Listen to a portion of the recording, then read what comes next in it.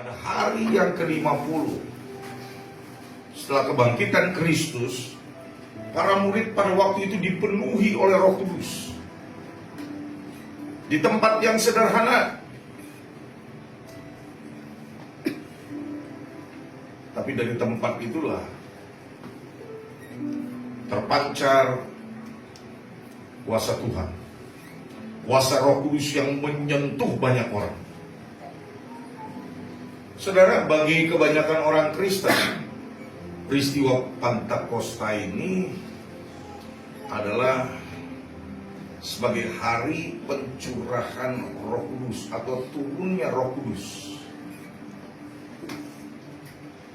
Ini diperingati oleh banyak gereja di muka bumi ini. Jadi selama 10 hari gereja-gereja membuat doa 10 malam. Doa 10 malam ini bukan doa yang dibuat di dalam rumah masing-masing, bukan.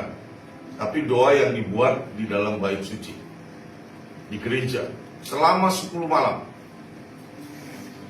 Nah, para murid pada waktu itu nggak tahu kapan waktunya atau saatnya Roh Kudus itu dicurahkan.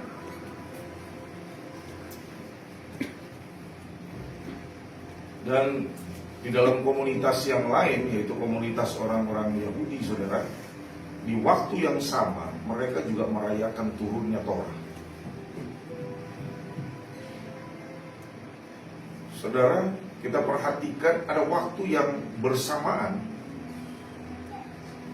Yang satu peristiwanya terjadi di Perjanjian Lama, saudara, di mana ketika Torah turun, ada 3.000 orang yang mengalami kematian. Namun di Perjanjian Baru, ketika Roh Kudus turun, ketika Roh Kudus dicurahkan, ada 3.000 orang yang bertobat, diselamatkan.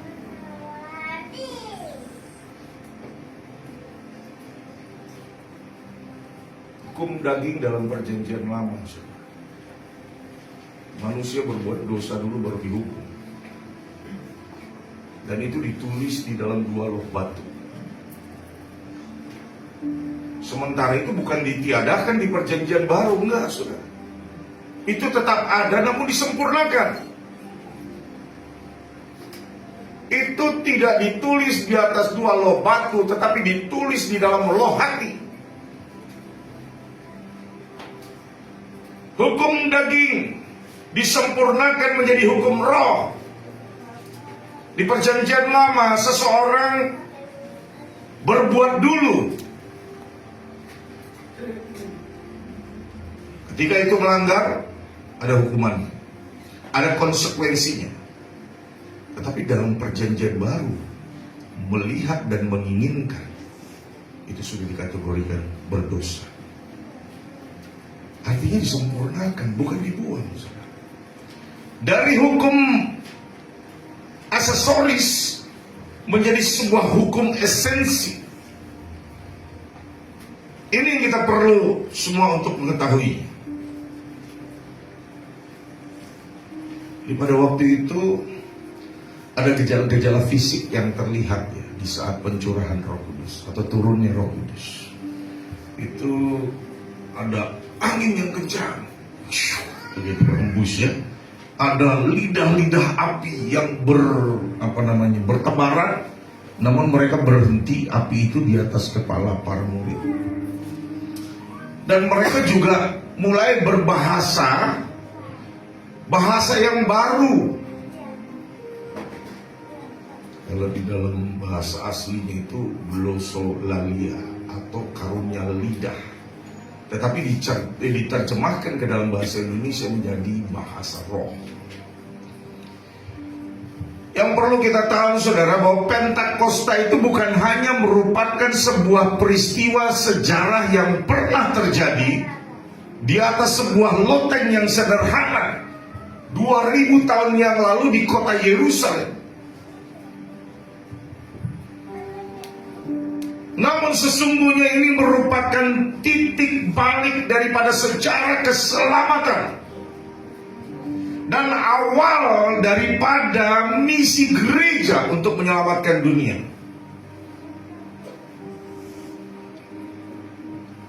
Namun saudara, tidak sedikit orang Kristen yang bertanya demikian. Apakah pengalaman Pentakosta itu masih relevan di zaman ini atau di hari-hari ini? Apakah kuasa Roh Kudus itu masih ada?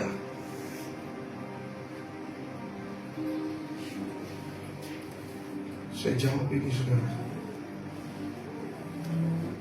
bahwa peristiwa itu masih relevan. Dan jawabannya adalah ya. Karena dia tidak pernah berubah. Dulu, kini, bahkan sampai selama-lamanya. Amin. Yesus Kristus tidak pernah berubah.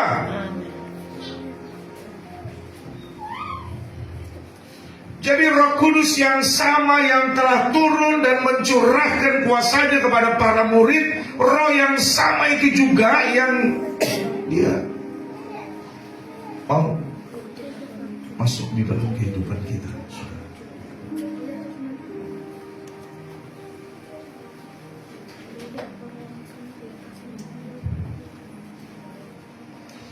Ini ada 3 dimensi dalam peristiwa Pentakosta. Ini biar kita ngerti artinya di dalam kehidupan kita itu seperti apa. Yang pertama, Roh Kudus itu pada waktu dia datang seperti angin. Dan kehadiran Roh Kudus itu pasti, saya pastikan ini saudara, akan mengubah kehidupan seseorang. Jadi kalau hidupnya belum berubah, berarti belum Roh Kudus memenuhi dia. Hanya dia merasa. Dia merasa sudah penuh Roh Kudus, tapi sesungguhnya belum.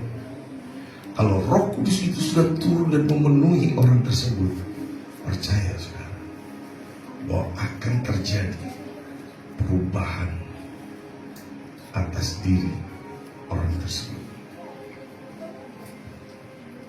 Kisah Para Rasul 2 ayat yang kedua mengatakan, ya, aku coba dulu salah seorang. Ini Pak Fahri yang kelihatannya siap nih, silakan. Kitab Kisah Para Rasul pasal 2 ayat yang kedua. Tiba-tiba terdengarlah suatu bunyi dari langit seperti angin kencang menderu dan memenuhi seluruh rumah tempat mereka sedang duduk. Ya, saudara. Jadi kedatangan Roh Kudus dikatakan oleh firman Tuhan seperti apa? Seperti angin kencang yang menderu, bukan sepoi-sepoi. Angin yang membangkitkan semangat, angin yang membakar roh kita sehingga menjadi roh yang menyala-nyala. Saudara,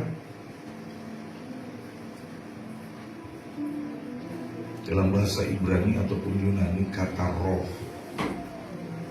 itu sama saudara, menggunakan kata ruah atau pneuma, roh, angin ataupun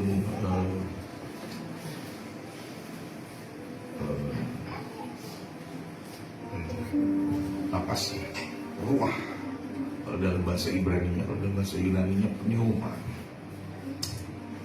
Saudara, kita ada di ruangan ini, semuanya mengambil napas. Berarti ada udara, ada angin. Nggak kelihatan. Kalau kita lihat ke depan sana, coba tengok belakang. Itu nggak semuanya lihat ke sana. Ada apa di situ? Nggak ada. Ada daun-daunan. Ada gerak. Ya, daun-daunan itu bergerak.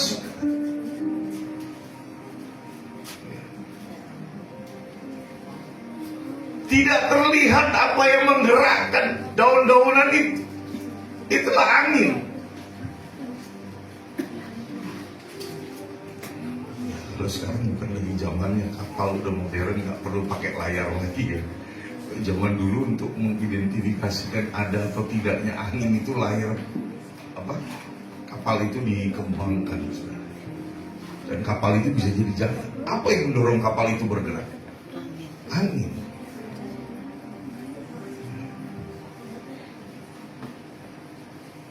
Angin, Roh Kudus atau napas itu sama dalam bahasa Ibrani ataupun bahasa Yunani.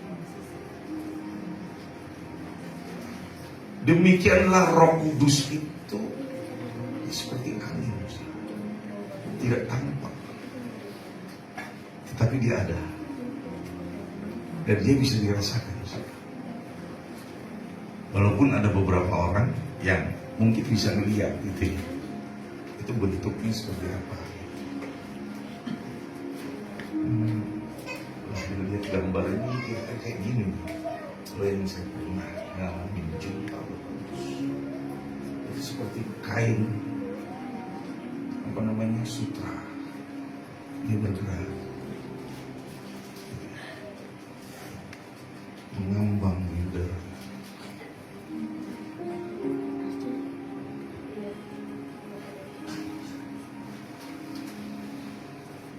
Saudara, buat kita yang sudah lahir baru, ini juga patut kita pahami bahwa Roh Kudus adalah nafas dari kehidupan baru itu sendiri. Jadi kalau orang menyatakan dirinya sudah lahir baru, dia harus hidup baru. Bagaimana mungkin seseorang bisa hidup baru kalau tidak ada Roh Kudus di dalamnya?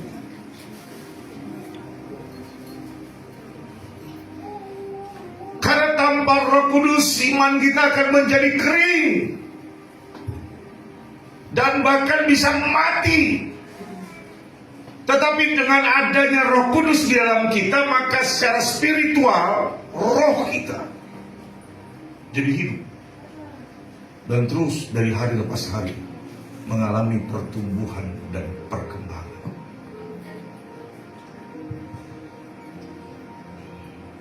Ini sebagai terapan yang praktis. Mungkin tanpa sadar ya, kita mencoba berjalan dengan kekuatan kita sendiri. Kekuatan manusia itu ada batasnya, saudara. Ada limitnya. Maka nggak heran, saudara, kadang-kadang ada seorang yang sudah bertahun-tahun jadi orang Kristen, atau bahkan juga sudah bertahun-tahun melayani Tuhan. Tapi di hari-hari akhir ini ngalamin apa ya?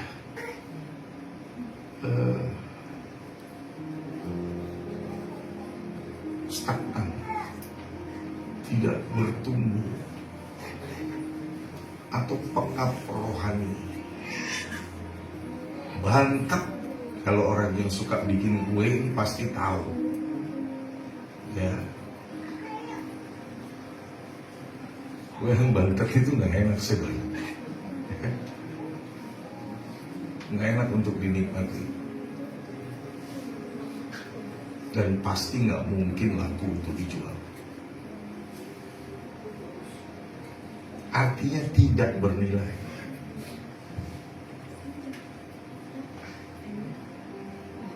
Jadi Tuhan suruh kita mengerjakan sesuatu dalam sikap yang dewasa, tetapi itu ada batasnya. Maka perlu kita melibatkan Roh Kudus untuk bersama-sama dengan kita untuk melakukan perkara-perkara yang ada.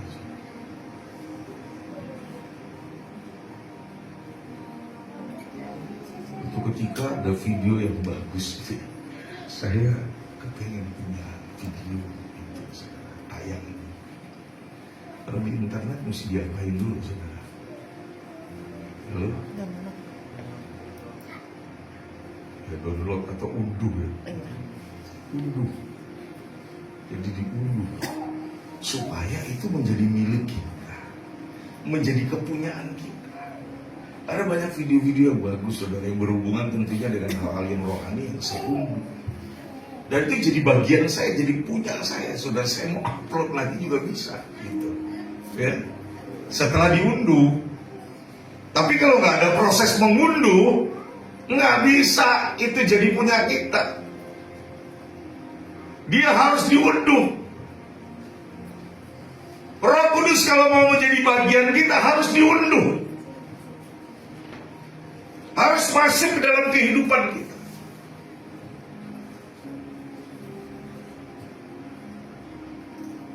Sehingga akhirnya Roh Kudus itu menjadi bagian dari diri kita. Bagian daripada hidup kita. Dia akan memberi nasihat-nasihat kepada kita. Dia akan menuntun kita untuk kita tidak melakukan hal-hal yang bertentangan dengan firman Tuhan.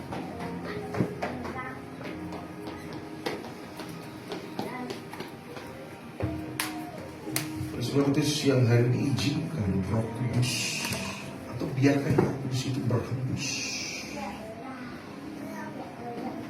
ke dalam kehidupan kita, ke area hidup yang mati. Kan kita bisa, ya, kita bisa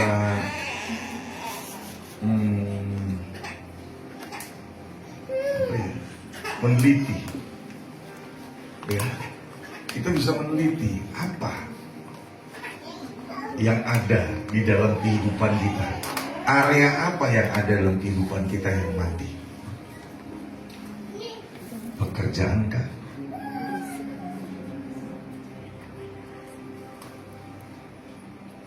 Sampai ada peribahasa membanting tulang supaya dapat sesuatu.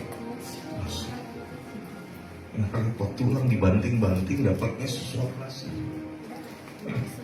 Kemarin ada kawan saya dari Jakarta itu, dia bilang, cuman masih ada salahnya sedikit sih, banting tulang juga, tapi segenggam berlian, saudara. Ya, ini masih agak mending, jadi hasilnya luar biasa, saudara. Ya, tapi kalau bisa jangan sampai banting tulang tapi dapat segenggam berlian. Amin. Itu anugerah. Ya. Makanya anugerah itu bukan sekedar soal keselamatan. Terlalu kecil kalau kita hanya bicara anugerah tentang keselamatan. Dia terlalu luas untuk dicapai. Apalagi pernikahan. Ada loh pernikahan yang itu disebut area yang mati dan kehidupan sebuah keluarga. Ada, bukan enggak ada. Nggak ada lagi rasa. Komunikasi sekedarnya. Bahkan juga tidak menutup kemungkinan komunikasinya dilakukan lewat handphone. Kan ada yang begitu tuh. Ya. Makanya jangan dibiasain kalau lagi marah komunikasinya lewat handphone. Kalau keterusan mati rasa. Orang Pontianak bilang mati rasa. Nggak boleh itu dibiasakan. Komunikasi harus terus dibangun. Dan kalau kita uji area ini sudah mati, izinkan Roh Kudus beracara. Apalagi? Nah, ini paling krusial nih saudara, pelayanan. Jangan dibilang area ini nggak bisa mati, saudara. Bisa. Pada waktu kita berdiri di belakang mimbar, orang lain nggak tahu situasi kita, saudara. Bisa saja tampilan yang terbaik yang ada di sini, tapi sebenarnya area itu sudah mati. Sudah tidak ada kebergantungan lagi dengan Tuhan. Tidak ada yang dipersiapkan, tidak ada lagi doa. Kan semuanya dilakukan kan sudah terbiasa. Dan kalau dibiarkan, akan mengalami kematian di area ini. Kalaupun itu terjadi, izinkan Roh Kudus menghembuskan area itu sehingga diperbaharui semuanya, baik area pekerjaan kita, area pernikahan kita, area pelayanan kita jadi baru ketika Tuhan hadir, ketika Roh Kudus menyentuh. Amin. Amin. Nah ini saudara, banyak orang lebih suka cari tanda, ya.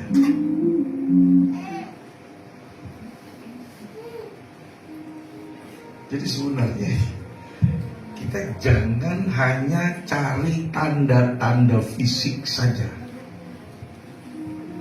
Yang paling harus diperhatikan di sini adalah dampak yang terjadi, adanya perubahan karakter dan adanya kekuatan yang baru untuk melayani Tuhan, untuk melayani keluarga, untuk melayani di dalam pekerjaan.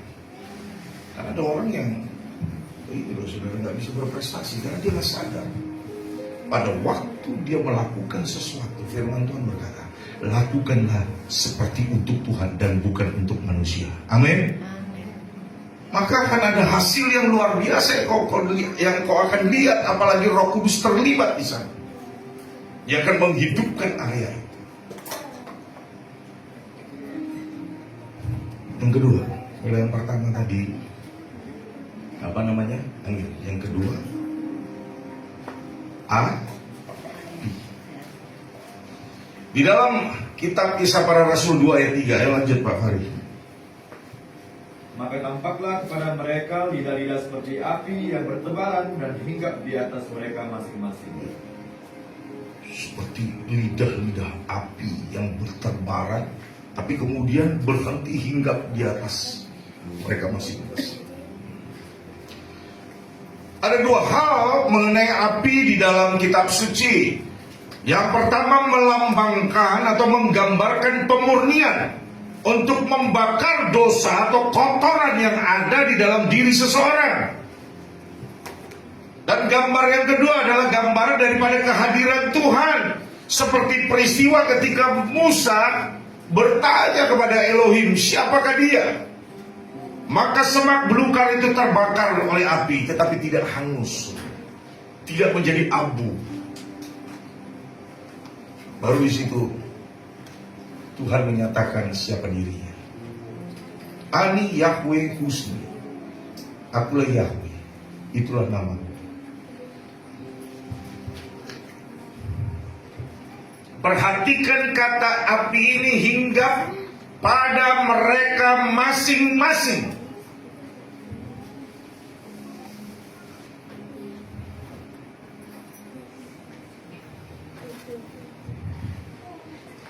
Ini bersifat artinya personal, bukan per grup, bukan semuanya, tetapi bersifat personal. Jadi setiap orang pada waktu itu, sekali lagi bersifat personal, mengalami sentuhan Tuhan secara individu, pribadi lepas pribadi. Yang dilawat adalah orang-orang yang siap menerima Roh Kudus, yang mengalami sentuhan Tuhan secara personal adalah orang-orang yang siap meresponi gerakan Tuhan pada waktu itu. Dan itu bisa saja terjadi pada hari ini. Amin. Amin. Api itu pada waktu dia hadir itu mengubahkan segala sesuatu, saudara. Kayu kalau kena api jadi apa? Arang bahkan abu. Besi kalau kena api dia akan memerah, saudara. Merah membara. Dan Roh Kudus ketika dia menyentuh kita, kita yang dingin akan menjadi berapi-api bagi kerajaan Bapa. Maka jangan biarkan padam, saudara. Jangan dibiasakan. Enggak berkomunitas, enggak persekutuan, enggak ibadah. Makin sering kita buat, saudara, makin kita menganggap itu hal yang biasa. Kalau kita mau sesuatu yang luar biasa terjadi, mulai ubah pada hari ini. Start hari ini. Amin. Amin.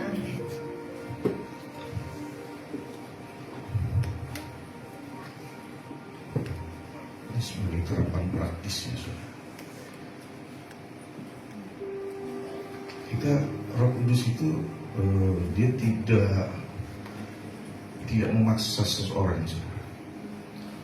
Tapi kalau kita mengizinkan Roh Kudus masuk ke dalam kehidupan kita, apa yang dia buat? Pertama, dia akan membakar manusia lama kita, membakar sifat-sifat jelek kita, membakar kebiasaan-kebiasaan buruk kita, kemarahan, kepahitan, kesombongan, ketidakmurnian alias motivasi yang salah.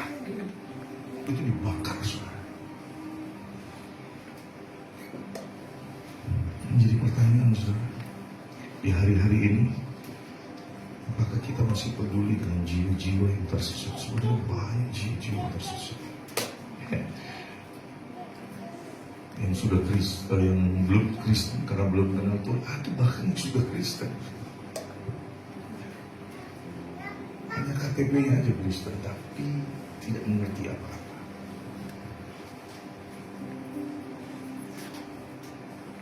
Atau dulu kita pernah punya api yang menyala-nyala, tapi setelah tahun-tahun kehidupan ini berjalan, apinya jadi redup dan bahkan tidak menutup kemungkinan bisa padam karena dibiasakan. Ya, saya ngajak agar api Roh Kudus terus menyala di dalam kita semua. Amin. Amin. Sehingga api iman kita itu terjaga. Mulai baca firman, mulai beribadah, bersekutu, sehingga kita mendapatkan pengenalan yang lebih dalam lagi akan Tuhan. Yang ketiga, saudara, dimensi yang ketiga, bahasa baru. Komunikasi Injil ini perlu terjadi atau terlaksana untuk menjangkau jiwa-jiwa. Di dalam kitab Kisah Para Rasul, pasalnya yang kedua, ayatnya yang ketiga ya, keempat berarti. Oke, lanjut Pak Farid. Dan mereka semua dipenuhi Roh Kudus, lalu mereka mulai berbicara dalam bahasa yang berbeda-beda, menurut apa yang diberikan Roh itu kepada mereka untuk mengucapkannya. Ya, saudara. Bahasa yang berbeda-beda. Ketika seseorang dipenuhi Roh Kudus, ada 3 tadi dimensinya, saudara. Tapi ini dimensi yang ketiga adalah bahasa yang baru. Di Menara Babel, Kejadian 11, di mana bahasa manusia itu dikacaukan oleh Tuhan sehingga terjadi kekacauan, perpecahan di sana. Kenapa, saudara? Karena kesombongan manusia.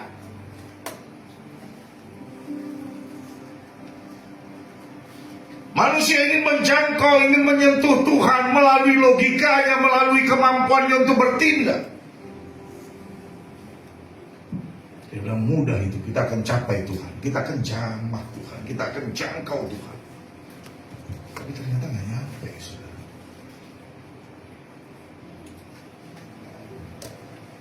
Upaya manusia sia-sia. Sejak ketika kejatuhan manusia pertama ke dalam dosa, segala upaya usaha manusia itu sia-sia. Kita lihat di dalam peristiwa yang terjadi di Pentakosta, saudara. Justru Roh Kudus memberikan kemampuan untuk para murid, orang-orang yang dilawat Roh Kudus pada waktu itu, berbahasa-bahasa yang baru. Tujuannya untuk menyatukan kekuatan supaya berita Injil, supaya informasi tentang keselamatan sampai kepada bangsa-bangsa.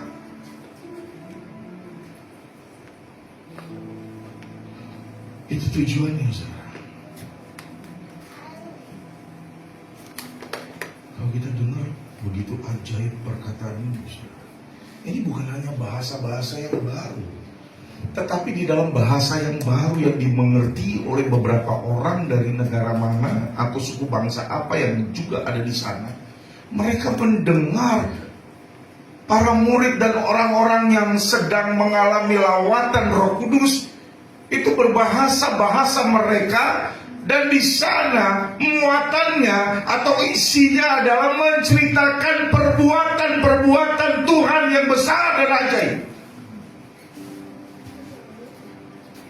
Itu yang terjadi pada saat itu, saudara. karya-karya Yahweh yang dahsyat tersampaikan kepada bangsa-bangsa. 3.000 orang bertobat dalam satu hari.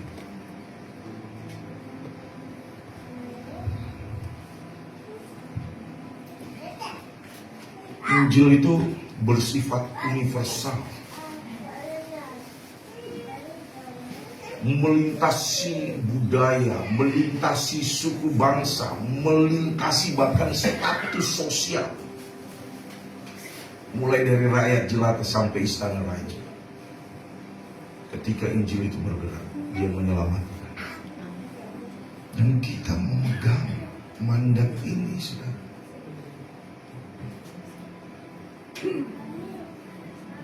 Jadi kita mesti terus semangat.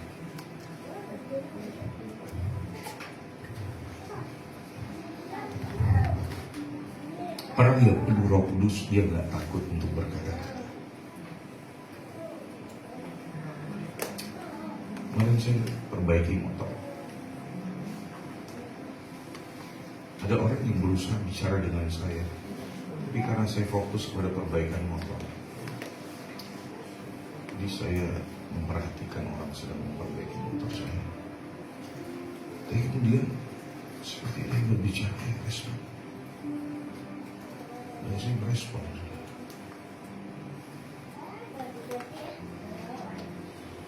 Dan terjadi dialog.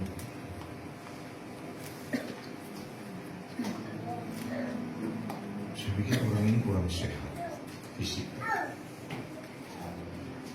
Mungkin kena serangan stroke atau apa, tapi ternyata enggak. Keadaan fisiknya itu sudah terjadi atas orang ini sejak kecil. Jadi dia kesulitan untuk mengendalikan tubuh. Tapi herannya main musik dipakai. Ya. Jangan, walaupun saya belum lihat, kalau menurut dia pemain musik di gereja. Waktu itu setiap hari Sabtu dia bilang dia harus pergi ke satu kota, bermalam, paginya melayani di gereja dan besok pulang. Setiap minggu itu seperti itu. Dengan lihat keterbatasannya, saya mulai tanya, siapa yang bawa kamu ke sana? Istri saya yang bawa saya motor. Dan pada waktu itu Roh Kudus gerakkan saya untuk bicara tentang Yahweh yang sama. Saya langsung sampaikan, awalnya dia takut-takut, saudara. Karena mungkin sudah diajarin sama dia bahwa ini nggak boleh sembarangan gitu ya. Dan saya jelaskan, puji Tuhan. Pada terakhir salaman dia berkata, Bapak Yahweh memberkati. Bukan saya yang memberkati, tapi dia. Kemudian saya balas. Ini sebuah peristiwa yang sederhana, saudara. Yang saya mau informasikan kepada Anda, banyak orang yang belum tahu kebenaran. Dan bahkan kadang-kala menutupi kebenaran karena status. Karena takut ditolak. Karena menjaga nama baik. Menjaga nama baik itu bukan tidak melakukan firman, bukan tidak menginformasikan firman, tetapi tidak melakukan perbuatan dosa. Itu menjaga nama baik. Kalau memberitakan firman itu beda. Itu bukan kita merusak nama baik. Terima atau tidak terima, itu bagian Roh Kudus. Amin. Tugas kita hanyalah menginformasi kepada orang lain. Saudara, kita ini sebenarnya untuk jadi saksi Tuhan itu nggak harus hafal skrip teologi yang rumit. Cukup yang sederhana aja. Cukup kita ceritakan tentang karya-karya Tuhan yang begitu besar yang terjadi menurut kitab suci ataupun menurut pengalaman yang pernah kita alami. Itu aja saksikan sekarang. Bentuknya apa? Bisa karena kita disembuhkan dari sakit penyakit, bisa karena Tuhan telah memberkati kita, dan lain sebagainya dan lain sebagainya. Banyak yang bisa kita ceritakan. Tanpa kita harus untuk Sekolah teologi dulu enggak. Gereja dipanggil, kita di perjanjian baru ini adalah gereja Tuhan. Gereja Tuhan dipanggil untuk menjangkau jiwa-jiwa dari semua lapisan manusia, dari semua lapisan masyarakat. Kita jangan hanya nyaman dengan orang yang sama. Orang yang sama dengan kita, sama-sama menyembah Yesus, sama-sama menyembah Bapa Yahweh. Jangan begitu juga, saudara. Tapi kita mesti punya motifnya pure, motifnya murni, saudara. Ya, bahwa kita tujuannya mau jangkau jiwa. Kalau enggak, berangkat. Mau ngapain? Energi kita habis di situ, saudara. Hanya untuk hal-hal kecil. Tuhan bisa buat hal yang besar melalui hal yang lain. Kalau menurut saya itu, ini dari pengalaman. Ya. Nah, saudara, siapakah orang asing di sekitar kita? Itu bisa tetangga kita, bisa rekan kerja kita, bisa anak buah kita, atau bisa bos. Jadi sekali waktu, saudara, ada seorang dari militer, seorang petinggi angkatan laut. Dia orang Kristen, saudara. Dan dia punya wakil, seseorang yang tidak mengenal Tuhan. Ya. Dan dia tidak berdiam diri. Dia jangkau orang itu dan dia beritakan tentang Yesus. Dan akhirnya, saudara, dari orang yang tidak mengenal Tuhan jadi orang yang mengenal Tuhan. Potensi sumber daya yang ada pada dirinya dipakai untuk pujian, kehormatan, dan kemuliaan bagi nama Tuhan. Udah gak langkah ini kita buat? Kalau kita bilang kita dipenuhi Roh Kudus, harus kita lakukan.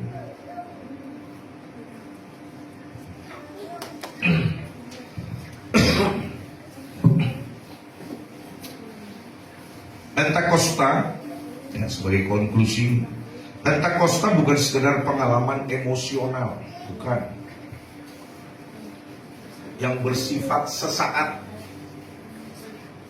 Di hari-hari ini, ya kan 10 hari, wah, terus kita menguduskan diri, wah, kita hidup menurut sesuai firman Tuhan, ya, kita siap menyambut Roh Kudus. Tapi hari-hari setelah hari ini, setelah hari Pentakosta, kembali kita kepada kehidupan lama. Bukan seperti itu, saudara. Melainkan ini tentang pemberdayaan yang permanen dari Tuhan untuk menjadi saksi Kristus. Ini hanya momentum. Tapi kalau kita pergunakan dengan baik momentum ini, maka kita akan melihat sesuatu yang hebat terjadi. Jika gereja kehilangan Roh Kudus, sehebat apapun, saudara, di mimbar, alat musik mungkin ratusan juta atau miliaran, tata lampu lighting ini begitu hebat, begitu bagus, tetapi gereja tidak lebih daripada kumpulan klub sosial. Gereja harus ada Roh Kudus. Gereja harus kembali kepada Roh Kudus agar dia menjadi satu kekuatan yang besar untuk menggoncangkan dunia. Amin. Ini nggak sampai semua ya. Amin. Amin. Itu yang harus dilakukan, saudara. Kalau nggak klub sosial. Ya. Kita mau ini terjadi. Saudara, firman Tuhan mungkin hari ini keras mengguncang Anda dan juga mengguncang saya sendiri, saudara. Karena pembawa itu kan menyampaikan firman Tuhan yang adalah pedang bermata dua, kena ke depan, ke belakang, itu harus. Jadi bukan kena ke depan terus, saudara, ke belakang juga harus kena. Kalau ke belakang nggak kena, itu namanya apa? Halo? Munafik. Ya. Gak ada yang sempurna, tapi kita akan belajar untuk jadi sempurna. Amin. Dan Roh Kudus adalah guru yang paling hebat bagi kita. Bukan siapapun, bukan gembala, bukan senior pastor, tapi Roh Kudus adalah guru yang paling sempurna, yang dapat mengajari kita dengan sempurna tanpa ada kesalahan sedikit pun. Amin. Amin. Ya. Kita datang bersama